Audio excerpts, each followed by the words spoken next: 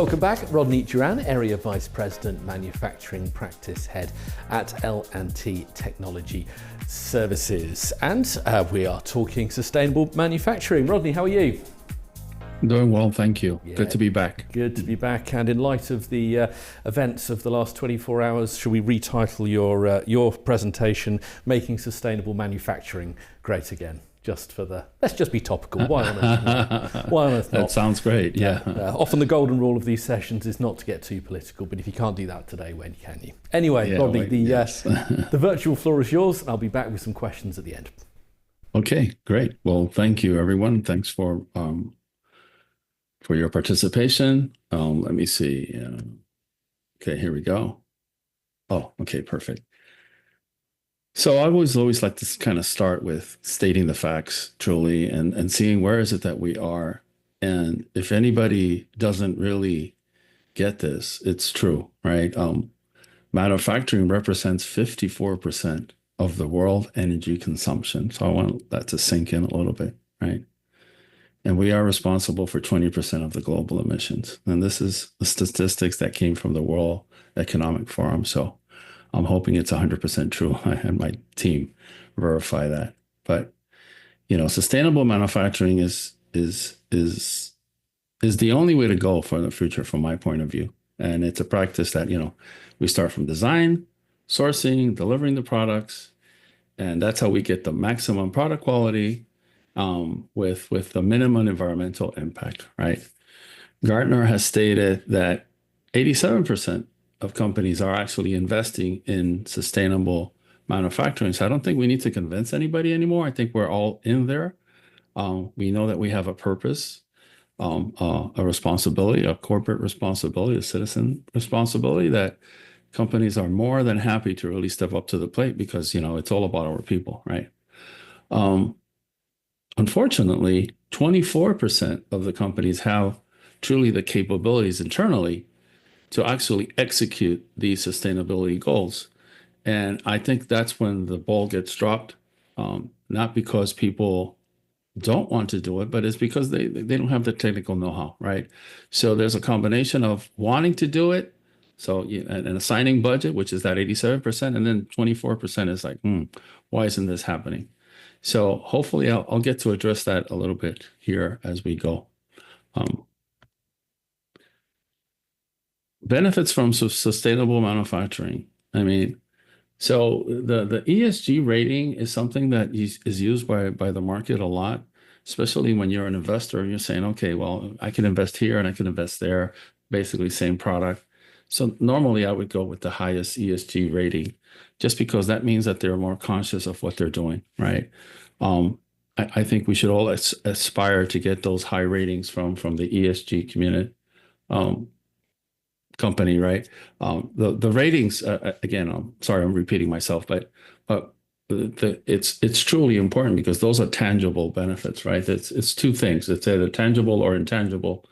But I'm not going to read them all, but if you see the first few listed, improve efficiency, reduce packaging costs, reduce transportation costs, reduce manufacturing costs. So those are two true benefits of going to a sustainable model, right? And intangibles, you get everybody involved. I think getting our teams involved completely is very important because then it becomes like a mission, right? Well, a few hours ago, I was talking with someone, and Sean mentioned that it's a purpose, right? So when we have that purpose, we perform at not obligated, right? Because we're doing it from within, right? So anyway, tangible and intangible benefits, they're all listed there, and you guys will have, I guess, a copy of this shortly.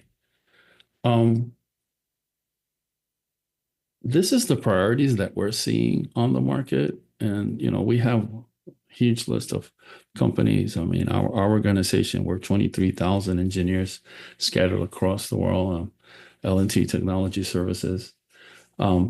But, people are invested in the product, which is the right way to go, right? So it's the product development and engineering, then production, and then, of course, they're doing more research, and then it kind of goes down. But if you see product development is really the team that needs to really embrace sustainability and understand, okay, what materials can I use? Can I use better material? Could I use less materials? What process or how are we going to make this? What's available today that isn't available yesterday? I mean, there's so many changes and so many improvements um, with with newer and more efficient equipment that will consume less and again be more efficient. And then the way we manage that data, I just saw something on PTC. I mean, these guys, they work with us for very hand to hand in a lot of the applications that we do. And it does work very well when you know exactly what's happening when, and then where are your waste streams so that you can address them very efficiently. Um, yeah, that's as much as I'm going to say about that. This is that ecosystem that we were talking about, and this I really like it a lot. I think this is a very simple pictographic way, a pictorial to show where what things can be addressed that have a rapid return, right? So when we're talking about when you're doing research and development, that's when you really have to have the opportunity to identify which are those materials that are better suited, that have the lower carbon content. So you would attack immediately that carbon emission goal. And of course, biodegradable material. So you could actually treat it, you could do something with it afterwards, or it just disintegrates without affecting the environment. And product development, I think I said a little bit about that, but it's that eco-friendly design requirements. So it should be part of the requirements. It should be when the team is defining what are they going after. One of those product requirements has to be that we're going to have a design that's going to say, okay, wait, we're going to try to make this thing the lightest weight possible, structurally solid, and will it have multiple use, especially for the packaging? Can it be used for this? Can it be used for that? So it's really thinking about the entire product life cycle when you're designing instead of just the application use at the beginning. So that's a mindset that is driven by management, but it's also, again, people have to have that purpose saying, no, I want to be material conscious, right? Energy conscious. Um, from a sourcing perspective, the sourcing team today has so many tools at their disposition, and they can truly understand. Okay, we want to go to a supplier that is actually working for the better good, right? He's trying to make this world great, right? Um, and having going after high rated ESG vendors is important because again you can make that decision. We don't want to go to a supplier that is producing and he's producing all this waste and he's just doing it in a very irresponsible way versus those that are, right? So it shouldn't be only be cost. Um, we're probably willing to pay a little bit more for the real good way to do it, knowing that it has a better impact to our environment versus doing it the absolute cheapest way and then dumping a whole bunch of crap on our environment, right? We don't need that. Finding alternate sourcing, I do know that and most of us are stuck with sometimes with a single source just because, well, that was what's validated. I come from the medical device industry where changing a raw material sometimes in some of the products is extremely difficult because we have to go to an extension level of validation. But that said, when we're doing that evaluation, that's when we need to include alternate materials. And, I was a big proponent uh, with my previous employers that we definitely need to always have that alternate source that is responsible and then will get us there, right? Sourcing, and it's not listed, but local sourcing is important because that's how we truly reduce our especially our carbon emission because the transportation will be lower and we could have those frequent deliveries without really impacting again the environment. Um, as we move along, we manufacturing today is all about high efficiency equipment. I think a lot of us have enjoyed the equipment that's been sitting in our production aisles for, 10, 20, 30 years, maybe even more. And we have had a good run, right? But in today's world, with technology, we can sensorize equipment, we can improve their efficiency, and instead of wasting, heat or compressed air or any other type of source of energy, today we could really maximize it. And again, we could monitor it. So that quick monitoring, quick response gives the operators, the supervisors, the production people, the planning people, the maintenance people. So the entire organization now understands exactly what's happening. And again, it will increase the efficiency. So bottom line, it's fantastic.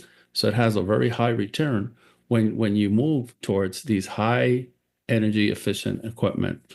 So big proponent of that. And again, another service that we offer a lot. So and the digital realm, and again, we use a lot of the top names of people that have been very successful in digitizing all the information live, which gives us an incredible flavor. I remember again, um, um, I've been in manufacturing for many, many years, and I remember the days where we would get reports at the end of the day or sometimes at the end of the week. So it's extremely reactive. Then we created all this waste. We had product that couldn't be used and had to be. Sometimes it could be grinded up, or sometimes it ended up as a waste stream. And in today's world, because of our efficient monitoring systems through our MES, so manufacturing execution systems, now we have that instant feedback. We can stop a line. We know exactly where it is. We know where the issue could be or is, and we address it very quickly. So therefore, anything that was produced does not have to be thrown away, or in most cases, it could just be reworked or reused in some way or fashion. So enough of that. Um, Moving along in my chart, and this is the chart that I intended to spend the most time, uh, optimizing warehouse density, right? So something that we are experiencing as we concentrate, and in the US specifically has a movement that we're trying to pull in a lot of the manufacturing that has been done outside, and it's created an imbalance of work and product. So again, that's a more of a political thing, so I'm going to stay away from that. But the truth is that as we bring products back, a lot of people have forgotten that, wait a second, warehouse needs are going to significantly increase because as we produce more and there's more raw material.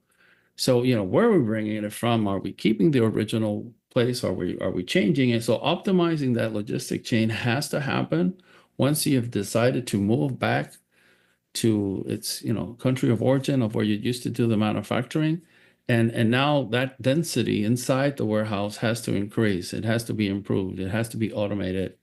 And again, our MES systems are extremely capable of taking an order, breaking it down, and we could even use um, AMRs. So these autonomous moving robots that can drive a forklift, that can be on their own and move entire kits into production very efficiently, right? So that's the type of logistics that we need to have inside the warehouse and outside of our operational control. Last but not least, it's that recycling, right? It's truly identifying materials that can be recycled, can be reused. So if we're thinking end of life disposal, where is this going to end up? And can we indeed use it somehow, some way? And I guess my final point on this would be the digital product services. I'm extremely happy now with most products that are being sold. You remember having that booklet of instructions of how to build it. Well, today it could be digital, right? They have a little QR code. You look at it, boom, and you can pull it up. Um, and we spend so much money on printing, or sometimes it was a CD. And thankfully, the more we adopt our digital product approach to services, I believe that also is going to have, but it's not going to have, it has had a very strong impact.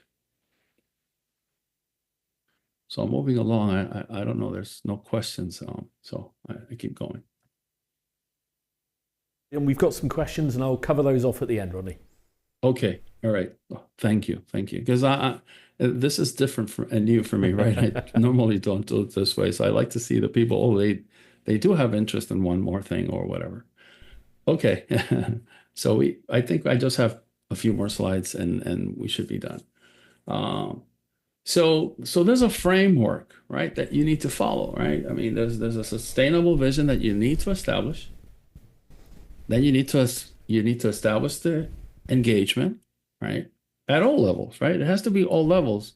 I mean, I was talking earlier, and it can't be a pet project. If it's a pet project, it's going to die wherever that pet project was, right? So if it's only driven by me, then the day I move on to a different position, a different company or whatever, then that project dies. So it has to have real engagement and real rewarding systems so that people get into it, right? And own it, right?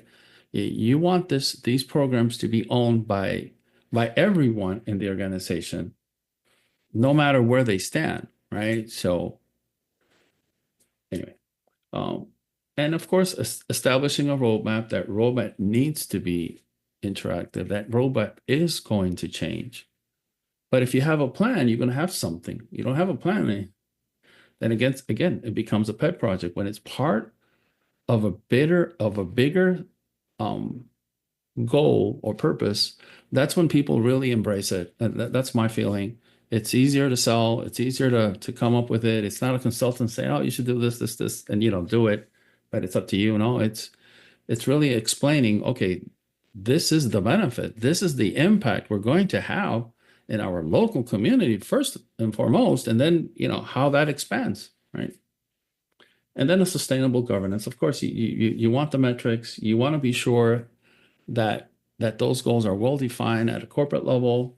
So this way, all the emissions are accounted for, water consumption, waste, and so forth. I mean, I don't need to tell anyone here of that, but I think it's important that we do establish a good governance. So again, the framework, how it really works, is when you have the right vision, so you communicate it right, you have the right engagement, and then you have that transformational roadmap, and then you have a nice, strong governance. So fairly simple, right?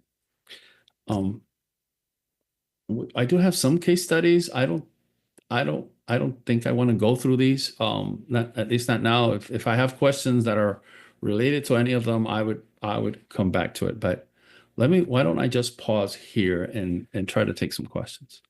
Let's go to the questions we've had from the audience. Let's start with Matthew Ash. His question is particularly related to additive manufacturing and 3D printing. How do we get to a future where maybe there's capability for as commonplace as a printer for paper, but for spare parts instead? Do you see 3D printing having a big role in sustainable manufacturing? Yes, I do. I still think it's still probably just the prototyping of it, right? So we have 3D printers, and they do help us come up with more intrinsic structures of parts that will consume less material, right? So that's great. Well, are we at the point where we can actually use these as production? I don't know. I think there might be some parts that can withstand the cost of that, but for sure, it's something that can be done quickly. So that's what I like about the 3D offering, right? So, and I use it for that. I use it for prototyping exclusively, though. Absolutely. And the final question I'll go into will be about the use and implementation of AI when it comes to sustainable manufacturing. I might come back that to at the end if you still had some more of your presentation that you wanted to finalize. I didn't touch on AI. I think, well, AI is definitely, it's involved in everything, right? So I think using AI to help us identify or optimize product performance is the best use of it in manufacturing, and also defining the process methods, right? I believe we still approach things in a very traditional way. I mean, I've been doing this for over 30 plus years, and manufacturing kind of has the same steps and it still follows. I think with today's technology, we need a breakthrough. We need to say, wait, can we do this differently? Why are we always approaching it in this exact same way? And perhaps AI can help us define, you know, put different parameters, right? And just kind of play with it and come back at you. What I like to use more is indeed the simulations of twin, right? Uh, Digital twin. So the digital twin is really helping us gain some more insight into the process that we already thought or that we knew, but in some instances it is giving us new information, right? The simulation, so using AI in digital simulation is also really great because then it could really identify bottlenecks in a different way, right? So for me, unless it tells me something different, it's a pretty thing. But if I don't get something unique out of it, I don't want to spend any money on it. I don't think it's worth it. But AI does help and overall. So I'm never against it, right? I use it more for sorting. So when we're talking about production, the sorting at the end, defective or good parts, or packing different things that are all different. And okay, so I could do the M&M approach, and I could pick my colors if I want, and I could put them in a bag, and I say, oh, I'm selling you red M&Ms. Okay, so when you're doing something like that, when you use AI, it can give you better ways of doing it faster, and yeah. So efficiency, it does help, yes. Hopefully I answered your question. Absolutely. Those are the main questions I wanted to go through. Was there anything further you wanted to go through in your presentation, or had you reached a good conclusion there? Well, I believe so. Yeah. So basically, that was the last slide I had. I do have my contact information that I wanted to kind of show you. Absolutely. I still have it in the presentation mode. So those of you who do have a more in-depth questions, feel free to reach out to me, right? So you can see it. It's all there. I like the part where we show the actual awards that we have won. So LTTS, again, it's an engineering service. We're part of a $23 billion corporation, which is L&T. It's Indian, 1938. I mean, it's a very old, and a lot of the stuff that's built in India is from them. But again, I'm from the U.S. branch. But we have really great relationships with Caterpillar, PTC, which you guys were showing. And there's even a website where you can go and we talk, and one of our main focuses is sustainability. So it's right there. And I can be that liaison. My phone number's there, my email. It's easier to reach me through email. But I'll be happy to answer any questions or even further support you, right? So if you guys really are part of that 24% of people that you don't have the resources to really address these properly, then I'm more than happy to help. Superb. Well, Rodney, thank you ever so much for your time. Apologies for the technical issue, and it wasn't just to prove beyond reasonable doubt that we are completely live. So thank you ever so much for your time and joining us here. Well, thank you so much. Thanks for having me. This was my first experience, and I'll happy to join again in the future as you guys want. So a pleasure. Thanks ever so much, Rodney. Thank you, everyone. So hopefully we use the time right. Absolutely perfectly. We are going to have to move on, but thank you so much for joining us here on the show today. Okay. Thank you. Thank you. Have a good day, everyone. Thank you.